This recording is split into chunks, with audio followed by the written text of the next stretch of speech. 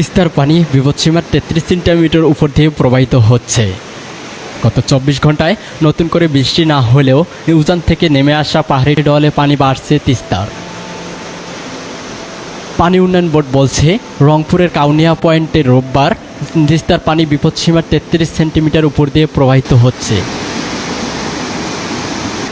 বাংলাদেশ পানি উন্নয়ন বোর্ডের বন্যা পূর্বাভাস ও সতর্ক কিরণ কেন্দ্র নির্বাহী প্রকৌশলী সর্দার উদয় রাহান এই তথ্য নিশ্চিত করছেন।